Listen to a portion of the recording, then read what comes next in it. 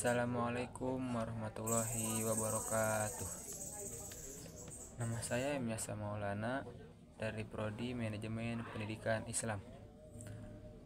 Baik, di video kali ini saya akan sedikit menjelaskan tentang perkembangan dan tren manajemen kurikulum.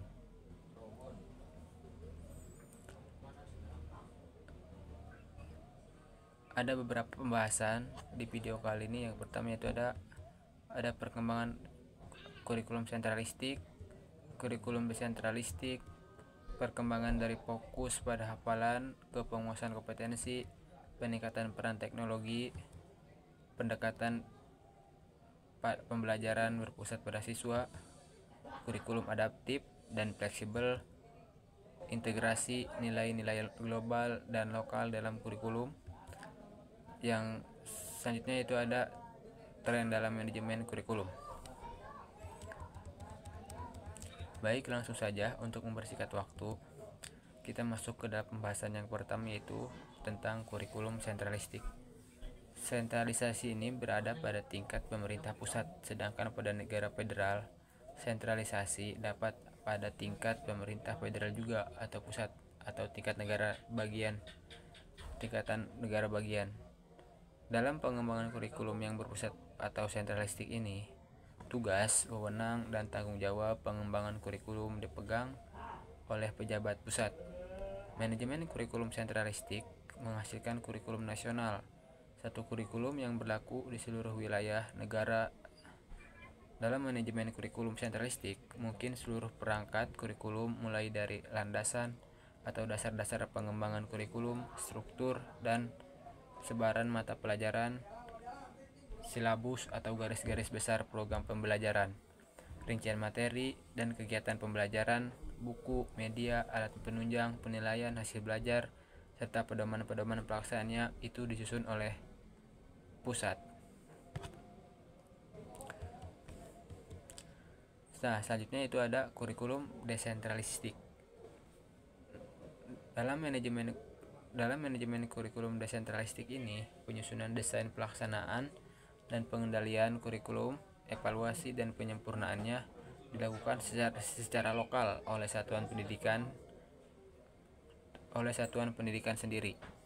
Penyusunan desain kurikulum ini dilakukan oleh guru-guru, melibatkan ahli, komite sekolah atau madrasah, dan pihak-pihak lain di masyarakat yang memiliki perhatian dan peduli terhadap kurikulum. Perkembangan kurikulum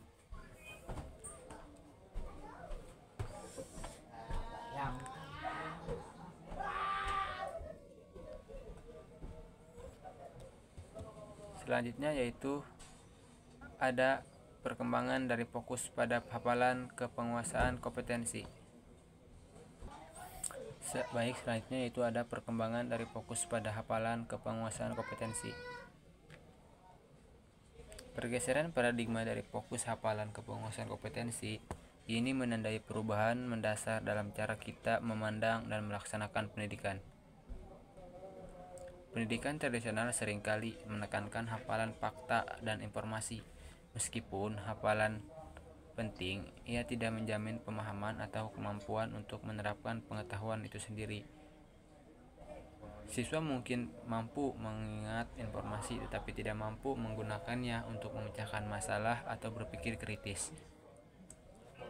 Dunia kerja dan masyarakat modern menuntut keterampilan yang lebih kompleks daripada hanya sekedar hafalan. Keterampilan seperti pemikiran kritis, kreativitas, kolaborasi, dan pemecahan masalah menjadi sangat penting di era modern saat ini.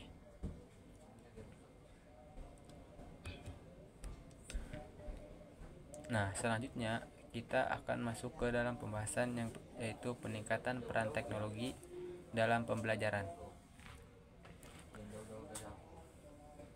Teknologi telah menjadi bagian penting. Teknologi telah menjadi bagian integral dari kehidupan manusia di era modern saat ini. Di bidang pendidikan, teknologi tidak hanya berfungsi sebagai alat bantu, tetapi juga sebagai pengubah paradigma dalam cara belajar ataupun mengajar.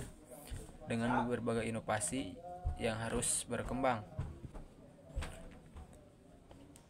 Dengan berbagai inovasi yang terus berkembang, teknologi memberikan dampak signifikan dalam meningkatkan kualitas belajar, baik bagi siswa, bagi guru, maupun bagi institusi pendidikan. Salah satu keunggulan utama teknologi adalah kemampuannya memberikan akses tanpa batas ke informasi. Dengan bantuan internet, siswa dapat mengakses berbagai sumber belajar seperti artikel, e-book, video edukasi, dan jurnal ilmiah dari seluruh dunia. Hal ini memungkinkan siswa untuk menggali pengetahuan lebih dalam dan memperluas wawasan di luar materi yang diajarkan di kelas. Selanjutnya itu ada pendekatan pada pembelajaran berpusat pada siswa. Pendekatan belajar berpusat pada siswa atau bisa juga disebut dengan student centered learning merujuk pada teori konstruktivisme yang menempatkan siswa sebagai individu yang memiliki bibit ilmu di dalam dirinya yang memerlukan berbagai aktivitas atau kegiatan untuk mengembangkannya menjadi pemahaman yang bermakna terhadap sesuatu hal.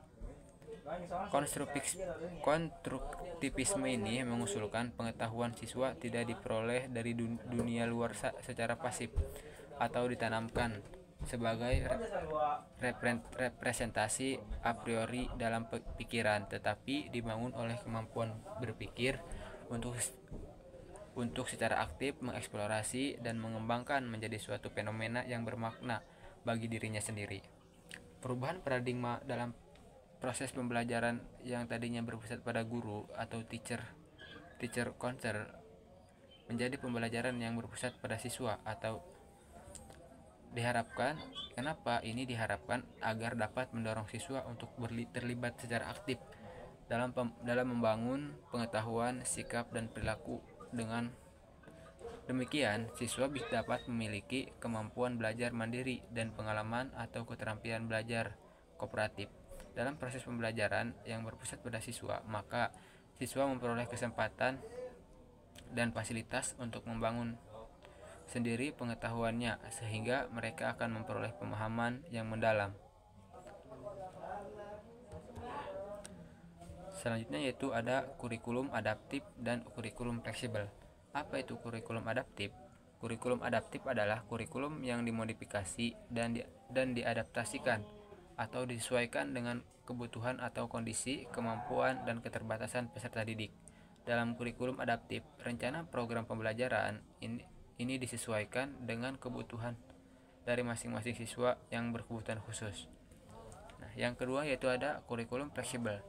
Kurikulum yang fleksibel adalah suatu kurikulum yang dapat dengan cepat menyesuaikan dengan berbagai keadaan dan bersifat cepat tanggap terhadap sesuatu yang sedang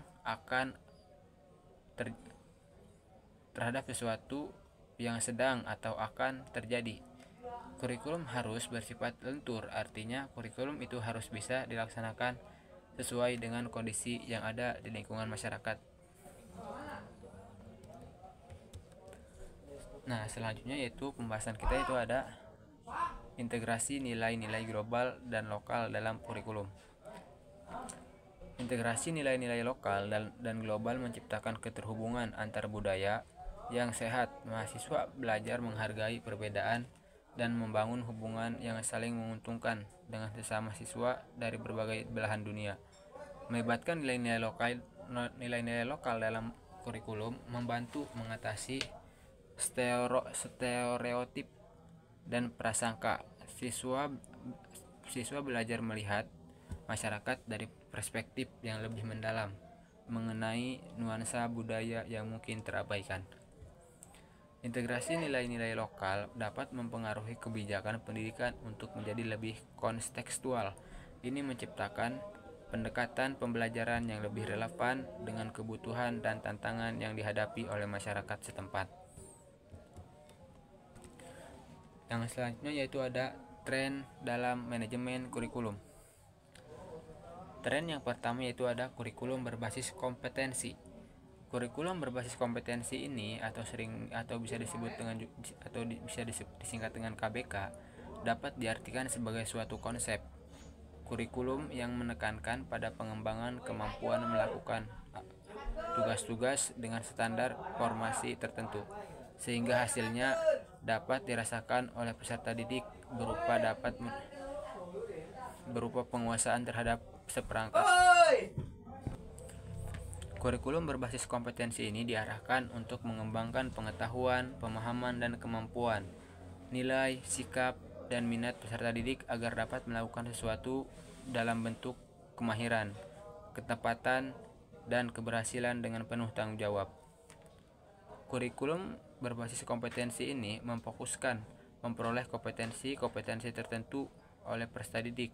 Oleh karena itu, kurikulum ini mencakup sejumlah kompetensi dan seperangkat tujuan pembelajaran yang dinyatakan sedemikian rupa. Kurikulum berbasis kompetensi ini menuntut guru yang berkualitas dan profesional untuk melakukan kerjasama dalam rangkaian meningkatkan kualitas pendidikan. Tren yang selanjutnya yaitu ada pembelajaran berbasis STEAM. Kepanjangan STEAM itu sendiri adalah Science, Teknologi, Engineering, Arts, dan Matematik.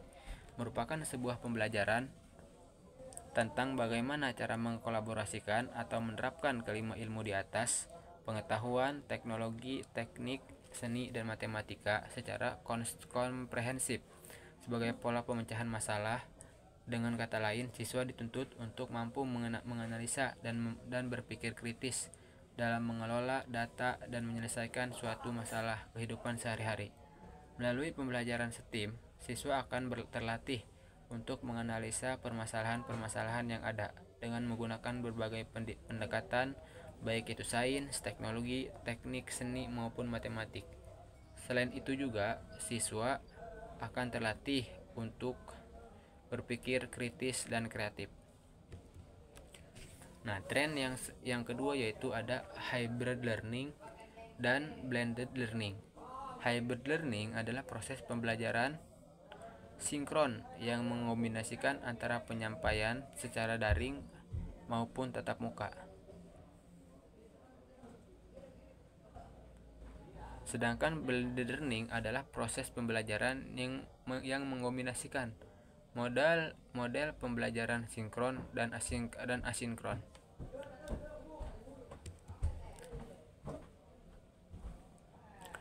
Tren yang selanjutnya yaitu ada model pembelajaran berbasis masalah dan proyek. Pembelajaran berbasis masalah adalah pembelajaran adalah suatu pendekatan dengan kurikulum terstruktur yang menghadapkan siswa pada permasalahan-permasalahan praktis di mana dikembangkan stimulus untuk pembelajarannya.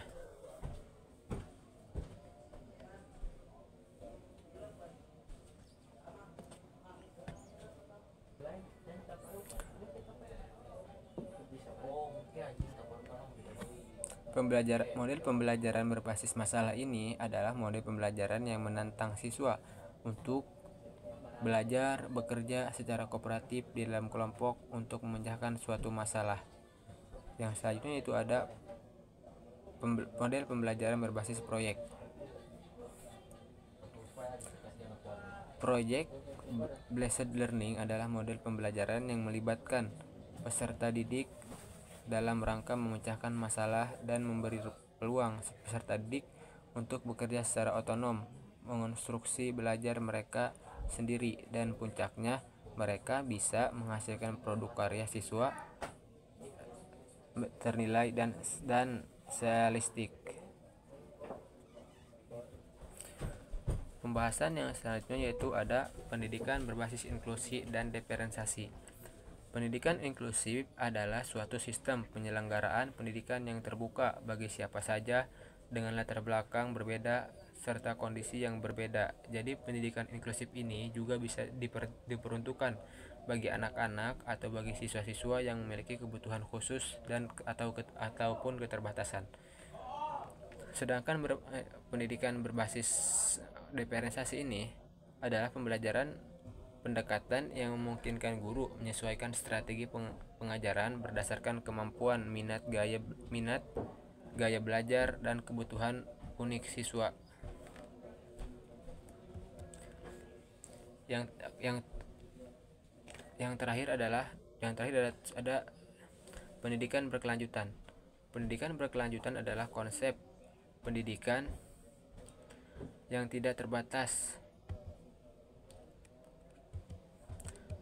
nanti pada pendidikan formal di sekolah atau di universitas. Pembelajaran atau ini adalah proses belajar sepanjang hayat yang bertujuan untuk membekali individu dengan pengetahuan, keterampilan, nilai, dan sikap yang diperlukan untuk menciptakan masa depan yang lebih baik.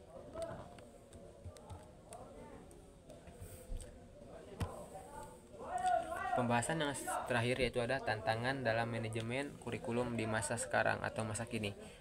Yang pertama yaitu ada ketimpangan teknologi, akses teknologi. Di era digital ini, teknologi menjadi bagian penting dalam pendidikan, namun tidak semua siswa memiliki akses yang sama. Yang pertama yaitu ada ketimpangan akses teknologi. Di era digital ini, teknologi menjadi bagian penting dalam pendidikan, namun tidak semua siswa memiliki akses yang sama terhadap teknologi seperti komputer, internet, atau perangkat pintar lainnya. Ketimpangan ini dapat memperlebar kesenjangan pendidikan antara siswa yang berkeluarga mampu dan kurang mampu, serta antara sekolah di perkotaan dan sekolah yang ada di pedesaan. Yang kedua yaitu ada kesulitan implementasi kurikulum yang fleksibel. Nah, kurikulum yang fleksibel ini dirancang untuk memberikan keleluasaan bagi siswa dan guru dalam memilih materi dan metode pembelajaran yang sesuai dengan minat dan kebutuhan mereka. Namun, dalam implementasinya, kurikulum fleksibel ini seringkali menghadapi tantangan seperti kurangnya pemahaman guru tentang konsep kurikulum fleksibel, keterbatasan sumber daya, ataupun resistensi dari pihak tertentu. Tantangan yang selanjutnya yaitu ada adaptasi guru terhadap perubahan kurikulum. Nah, kurikulum pendidikan terus mengalami perubahan dengan perkembangan ilmu pengetahuan dan teknologi serta kebutuhan masyarakat. Guru sebagai pelaksana kurikulum perlu terus beradaptasi dengan perubahan-perubahan tersebut yang seringkali membutuhkan perubahan dalam paradigma ataupun praktik-praktik pembelajarannya. Guru yang tidak mampu atau kurang mampu untuk beradaptasi terhadap perubahan kurikulum ini dapat menyebabkan kesenjangan dalam pembelajaran terhadap siswa. Nah, ya. Lanjut tantangan dalam manajemen kurikulum masa kini yang terakhir yaitu ada evaluasi dan penyesuaian kurikulum yang berkelanjutan. Evaluasi kurikulum adalah suatu proses untuk menilai efektivitas kurikulum dalam mencapai tujuan pendidikan. Hasil evaluasi ini perlu digunakan untuk melakukan penyesuaian dan perbaikan untuk kurikulum secara berkelanjutan agar tetap relevan dengan kebutuhan siswa dan perkembangan zaman. Tanpa evaluasi dan penyesuaian yang berkelanjutan, kurikulum dapat menjadi usang dan tidak relevan dan tidak mampu menghasilkan lulusan yang kompeten dan lulusan yang siap menghadapi tantangan zaman di masa depan. Baik, mungkin itu saja yang bisa saya sampaikan dalam video kali ini. Kurang lebihnya mohon maaf. Wassalamualaikum warahmatullahi wabarakatuh. Audio Jungle.